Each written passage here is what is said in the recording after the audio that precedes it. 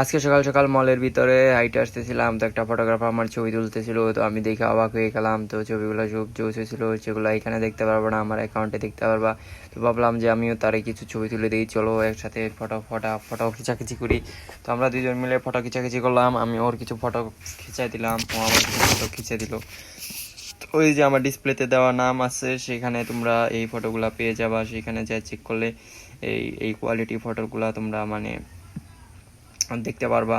The mean bro লেখা, তো সেখানে তোমরা যদি ইউটিউব, ফেসবুক, ইনস্টাগ্রাম, টিকটক যেখানে মনে হয় সেখানে সার্চ করবা।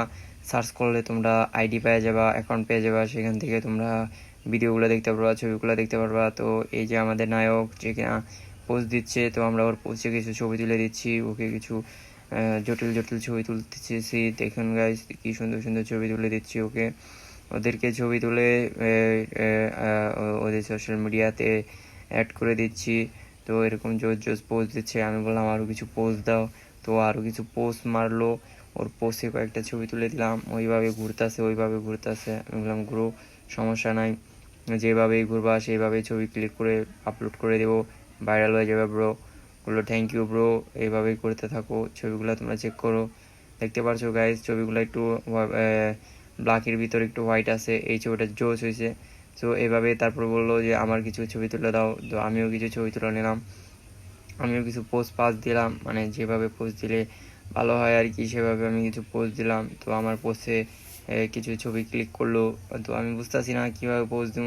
একবার এরকম করি, একবার ওরকম করি, একবার একবার শুয়ে পড়ি, একবার ওদিকে তাকাই, এদিকে তাকাই, তো যেদিকে তাকাই তোকায় ছবি টবি তুললাম। তারপরে গ্লাসের নিচে সিঁড়ি আছে, সিঁড়ির ওইখানে গেলাম, ওইখানে যা বললো যে ভাই এইখানে কয়েকটা পোজ দাও, এইখানে একটা ছবি তুলি।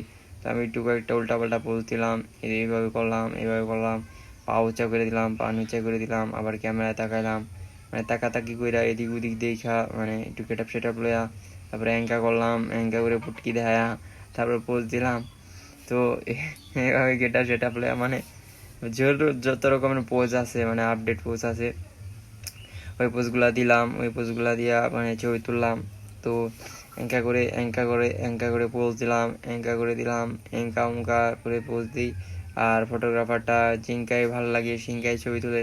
তো পিছিয়ে যেহেতু লাইট ছিল, তো লাইটের কারণে ব্যাকগ্রাউন্ডের আলোটা ফুটে উঠতেছিল, যার কারণে বললো যে হ্যাঁ তুই দে, এই পোস্টটাই হিট হয়ে যাবে। তো আমি এই পোস্টটাই দিলাম, ওই লাইটের ব্যাকগ্রাউন্ডটাকে ফলো করে, এই লাইটের ব্যাকগ্রাউন্ড ফলো করে পোস্ট দিছি, তো পোস্টটা হিট হয়ে গেছে।